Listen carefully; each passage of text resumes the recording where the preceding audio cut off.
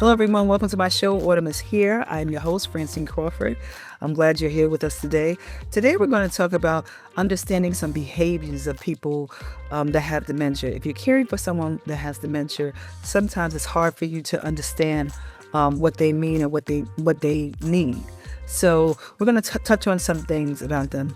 You know, when people with dementia, they are experiencing dementia and a cognitive decline, it is something that is actually physically happening in their brain. It's not because of their personality. It's not because they got old. It's something that's really happening in their brain. And it's something that needs some attention to. So it affects their thinking, which affects their action, their reaction, and their expression. So it's tough to be able to understand sometimes what they mean when they react or when they have an expression on their face. They may have a stare expression that shows nothing. They may have something that shows something that, the face is scrunched up or something like that. You never know. And when you live with someone with dementia or you're helping them with someone with dementia, it's hard to be able to care for them if you don't understand what they're trying to do. Now, of course, by all means, take them to a doctor and see and take tests and a doctor's advice. It's always beneficial to do that. But as you're taking care of them in the meantime, so you can try to better understand them, don't assume that every reaction that we assume is we're used to means the same thing. Sometimes they react differently because, their body is telling them different things. Their brain is not functioning the way normally it would function. So there are things that you might do. You may give them something that they like, and they may sit there and look at you like you're crazy. And it's because right now their brain is telling them, I don't know what that is. You know what I mean? So kind of just be sensitive to that. Sometimes these things get them confused. A frown doesn't mean they're angry. A frown just means I'm confused, or, I'm not happy at this moment for whatever reason. So dementia symptoms impact their ability to clearly manage the emotions that they have and their experiences. And, but I want you to know that their experiences are still valid. So you have to kind of try to understand them and the things that they do. Remember that they're not babies. They are grown full adults. So they have experiences, and our expressions don't just come from the moment that we're dealing with right now. It also comes from our culture, our experiences in life. So those things that they've gone through all these years is still in them. The way they feel about certain things are still in them. And what dementia does, it adds an extra layer. So that layer makes them confused. That layer gets them, they may have still sensory to certain things. They have a certain sense about certain things that they like or dislike or whatever, but they may not know how to express it. So their face will look different, or they'll have an expression that maybe you can't read. So let me try to explain that, because it does come from what you've experienced in your past. It's not just something at the moment. And I kind of want to be clear on that. Say, for instance, there are certain things, everybody has certain quirks and certain things that they like and don't like, and they react to. So for instance, for me, there are certain things that make me feel a certain way. So if I am in a restaurant and I'm eating and I finish my food, I'm okay. But my plate that I finished with like some food that's still on it, and when I'm done, I really, really want the waiter to come by and take my plate. It really bothers me if no one comes by and takes my plate. I do not like to sit in front of a plate with half-eaten food or that's finished. I want it to go away. If I'm at home, if I finish eating, maybe I'm looking at something or whatever, it'll only be for a short time, and then I'll get up and I'll have to dispense with the plate. It gives me a feeling. For some reason, that gives me a feeling. I don't like it. So if I had dementia and we're eating and we're having a conversation and I'm in a good mood and whatever, and I finish eating and we're sitting there, we're still talking, and it's okay for a little while. But after a while, my mood changes. and I don't know how to express it, but I feel something. I feel something because the atmosphere is something that makes me uncomfortable and what made me uncomfortable all my life, but I don't know how to express it.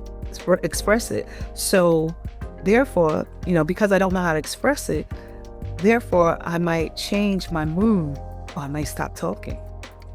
And you don't know how to read that. And you're like, what's happening? We're having a good time, whatever. And you might say, oh, well, you're just tired. I might not be tired. I might feel that sensation that I'm uncomfortable with this plate here, but I don't know how to say it.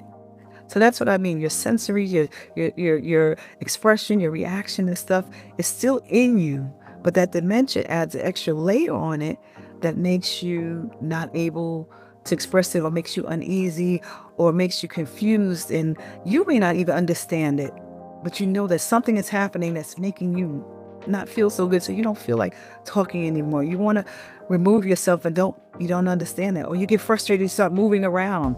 The person starts moving around that has dementia, and they're uncomfortable. You're like, what happened? They were just fine. So these things happen because it's a buildup of different things. It's not just that one situation that you're dealing with right there in the meantime, while you're sitting there. It's the feeling that they get from certain things that may have just happened that you don't even notice. So, and that's why it's so hard to be a caregiver, because you're not sure of what's going on. And caregivers, of course, want to make the person feel more comfortable, and you try to do what you can, but maybe nothing is working because you don't understand what's happening with them, and they can't express it. So that's what I mean by sometimes there are things that you might see an expression or reaction, and you don't know how to deal with it. Please note that dealing with someone who does not have dementia or hasn't shown any signs of dementia is also difficult, and there are certain signs, there are certain things that will affect their reaction, their expression, and their actions also. So if they don't have dementia and all of a sudden their mood changes or something like that, it can also be from them being over medicated. Watch out for different things like that. So that also will affect someone who has dementia, but it also will affect someone who doesn't have dementia if they're over medicated. Be careful of that. Notice what happens sometimes when you give them certain medications. If they're dehydrated, sometimes they will show, get confused or be lethargic. They don't want to do anything, things like that. Sometimes these things will affect them also.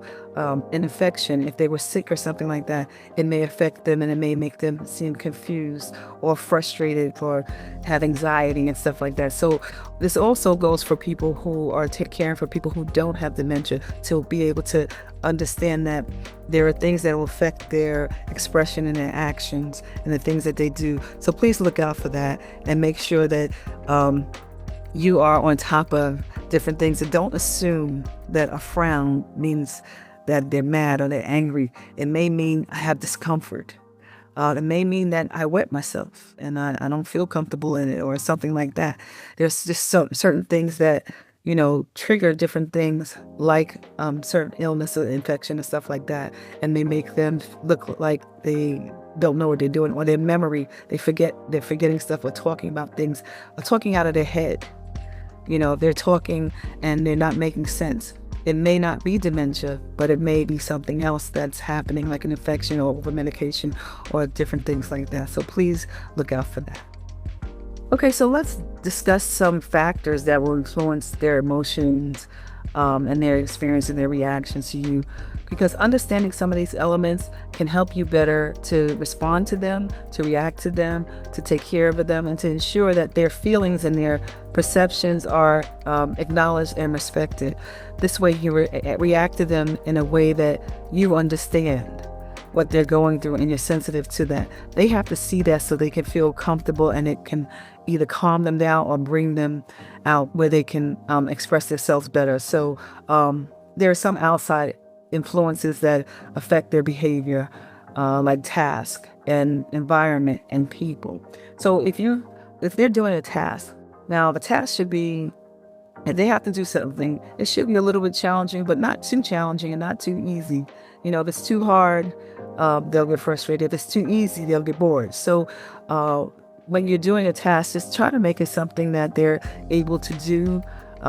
If they need some help in it, if it's something that they need help in, sometimes they want help, sometimes they don't want help. They want to still feel independent. So if you give them a task that you think that they can do, it gives them some encouragement. If it's something where you see that they need some help in it, sometimes if you give them help, it may help, but if you give them too much help, it changes their mood because they feel like, oh, I got it, I can do it, So to try not to overhelp them.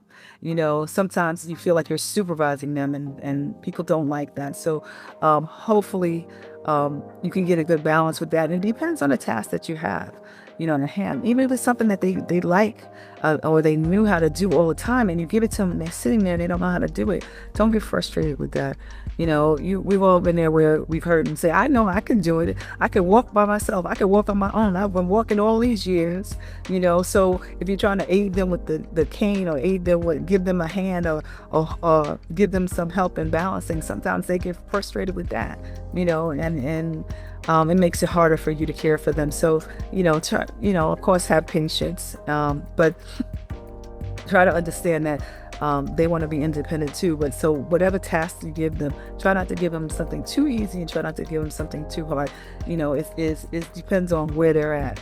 Also, environment can affect them and affect the way they react to stuff and where they express themselves, or have an action, the way they do certain things. If you have an environment that is unfamiliar to them, they can change how they feel. They can change their how they react to the environment.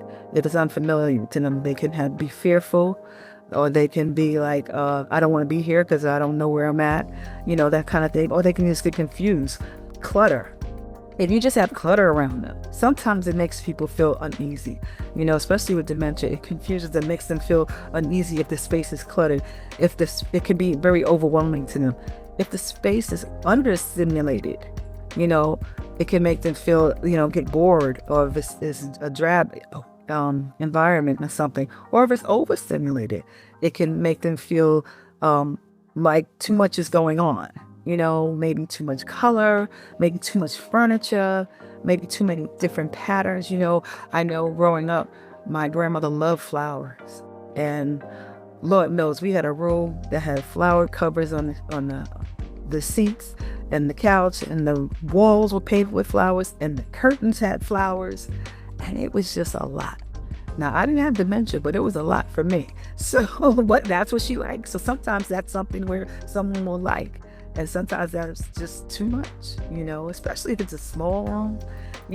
Sometimes if it's spaced out and it's a bigger room, it may be a little different. So environment is key, and it may change their emotions and influence them, and their reaction may be different.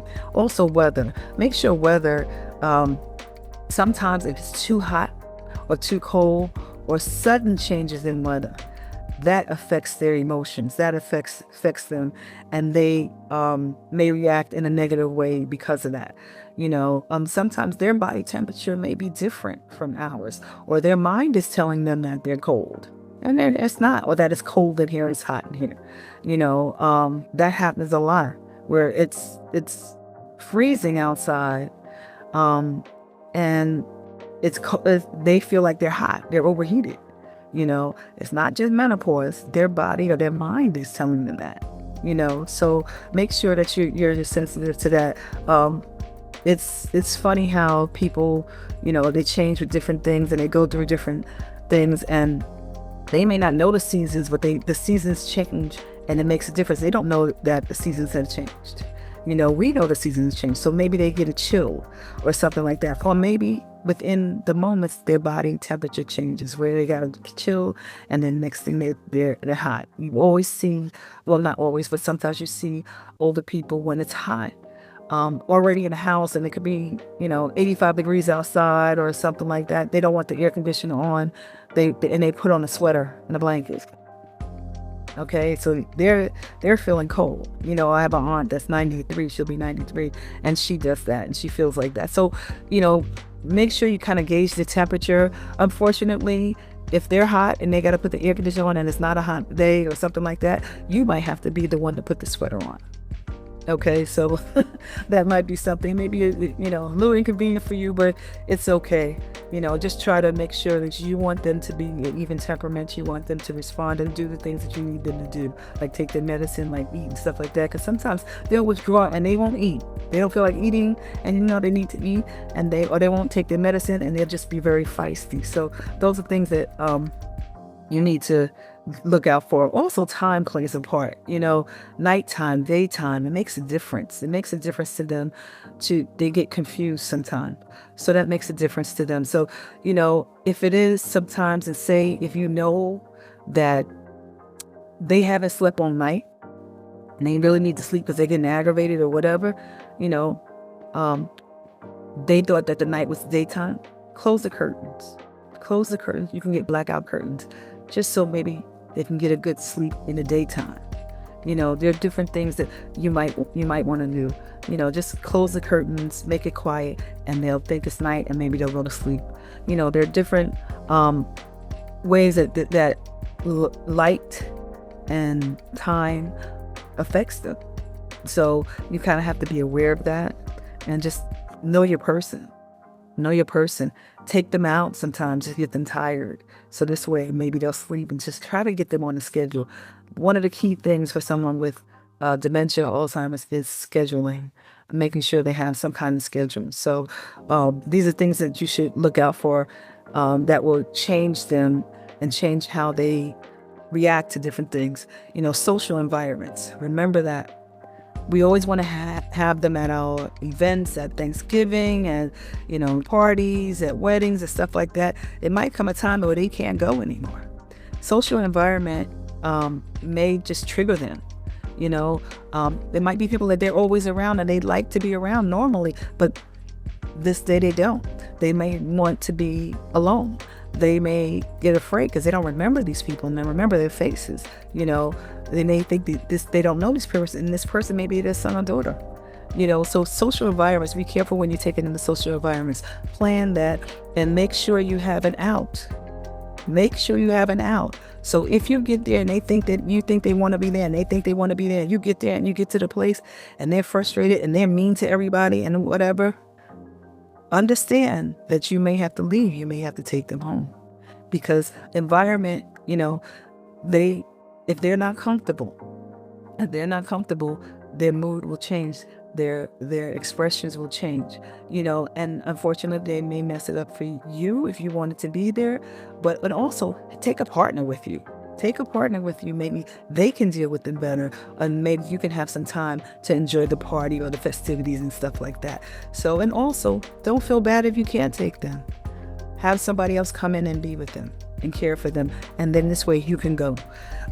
You need to take a break too and enjoy yourself too. And even if it's something that you really want them to be at, if it's not possible, if it's something that is going to disrupt them in their life, make sure that you have a way out. Make sure you have somebody else to take care of them. Remember that it's different now. Life is different now. And also different things like people approaching them. They may be okay at the party, but they may not be okay with people hugging on them. That makes a difference. They may not like all that. They may not like people touching them, or they may feel away. Watch them and see how they feel with people that they know or don't know or familiar with or not familiar with. Touching them, approaching them. They may be all right with people sitting next to them and talking to them, but they may not be all right with a hug. So watch that and see. Sometimes they can get feisty. They can get really feisty, and you don't want that. So make sure, like, we think simple things. It's a simple dinner. Maybe okay, but just the talk, the music, if there's a lot of talk and a lot of music and things like that, that might make them confused and uneasy. If a lot of things are going on, there's a show, there's people dancing, there's people eating and drinking and hearing the clinging and clanging on the spoon and stuff on the plates, all of that may be stimulating to them and get them in a place that they're uncomfortable. So please be aware of that. There are so many different ways that will change their expressions, their actions, and their reactions to different things. And that will set the mood and change it for you too. So maybe that's something you have to adjust with, where you take them in certain environments, and just uh, things that you've planned, make sure you just plan it out, because things have to change sometimes. And as the disease progresses, if they have dementia, the disease progresses where you took them last year, you may not be able to do it again this year. So whether it's outside or inside. So make sure that you're aware of that and you're considerate of that, because you don't want to have a bad time and you don't want them to have a bad time. One of the other things is, if you're dealing with someone with dementia, is to keep building your relationship. Make sure that you're continuously building your relationship. Don't assume that because you had this relationship with them before, you were their daughter, son, sister, brother, husband, wife, that you still have the same relationship. You are the still relation to them, but the relationship may change. So your action may have to change. The way you deal with them, the way you talk to them may have to change. They still have to trust you. They have dementia. One of the things is that they have to trust you. So your response to them is important. You may not be able to respond to them the same way. You may have to meet them where they're at. Work on building that positive relationship. Assure them, make sure they feel safe. Make sure they feel like they're heard. Make sure that they're physically and emotionally feel like you are taking care of them, that you are concerned with their physical and emotional being. So if they do something, it may seem silly, but if they do something and they're serious about it, it may not be the time to giggle or laugh about it. They may get insulted or something like that. You have to learn to know your person, and that's part of building your relationship. Know them who they are right now, not necessarily who they were. Be patient with them. Talk to them and look at them. Make sure when you talk to them, you're looking at them, that you're acknowledging them, you're acknowledging what they're saying, that you're allowing them to finish what they say before you cut them off. Do not cut them off. Have your voice, keep your voice tone, a nice tone. Make sure you are acknowledging them with your emotions, with your smile, with your head nodding, agreeing with them, or letting them know, oh, I hear you, I see you, oh, okay. Positive reaction to them can continue to build that trust. You have to build that trust because you want them to do what you need them to do. And without that trust, they're not going to do what you need them to do. So build that trust by doing different things. You want to soothe them. You want to make sure that they are feeling like easy, like they're comforted. So you want to make sure that you're soothing them. So you do that by reassuring them that you're going to be there, that you're going to you're listening to them. Even if you're going outside the room, say, I'll be right back. Things like that. I'm going here. Tell them. When they look up and you're gone, they don't remember that you were just right there just seconds ago. So just make sure you're verbal with that you say, okay, I'm going to the next room. I'll be right back. Now, they may remember, they may not remember, but you may have to keep repeating it a couple of times. But do that to soothe them, to make them feel like they're still safe, even if you're not in a room. Because when you have dementia, sometimes you don't feel like you're safe. Make sure you use a calming voice with them all the time. Make sure you use a calming voice, so keep them calm. That helps to keep them calm, and then they know that they're listening, and they'll listen to you also. If you have a calming voice. So make sure you do that, and make sure you continue to make them feel secure. Know that you're the person that's going to look out for them. If they know that, they're going to always ask for you. Now, it's hard if you get somebody else in, or somebody has to take them one day to do something, or you have to do something a day, and someone else, another family member, has to come in. They're going to want you. Yes, it is going to mean that you're building that attachment to them, that they're going to feel safe with you. But that's okay, because the majority of the time, if you're their primary caregiver, then that's normal, and that's good. That's good that they have that attachment with you. Also, you can allow them to have that attachment with someone else. If you know that somebody else is going to be your stand-in, let them make sure they come over a few times before they have to be your stand-in. introduce them to them or remind them who they are. Keep talking to them and let them know that, okay, you're safe with this person too. Show them that they're trustworthy and they're reliable. Make sure you're available to them when they need it. I know they may ask you 10 times to what is that person saying on TV, or who is that person on TV, and they may say, you may keep saying Steve Harvey, Steve Harvey, Steve Harvey. But if you're going to answer them, they know that they're going to get the answer from you and that you're available to them, and that they're going to feel that they're being heard. They're going to feel that you're supporting them.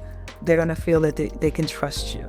So make sure that you can do that and the other person can do that. Get them familiar with the other person also. Their expression, their reaction, and their actions that they do is going to depend on how you react to them, how you hear them. You want them to stay in a reasonable mood. You want them to stay positive so you can get things done. So it's really imperative to make sure that they trust you and employ these things so they can be comfortable with you and with whoever else is going to be their aid. This caregiver journey is very tough, especially when you're dealing with someone with dementia. So we want to make sure that you have the tools to be able to go on this journey, and that will help you to have information and education, to have support, to have awareness about the disease, and to have patience. And to make sure you lead with love. We know that you can do it. Others have done it. It's a tough journey, but others have done it. And we just want to make sure that you have all the tools that you need to do this. So please listen to Autumn is Here, and make sure you like, comment, and subscribe, and share with someone else that may need it. And if you're a caregiver, make sure you don't do it alone, because someone may be able to help you. They may be able to give you some time to assist you in the things that you need to do. But if they don't know, they can't help you. So don't do caregiving in silence. Autumn is Here.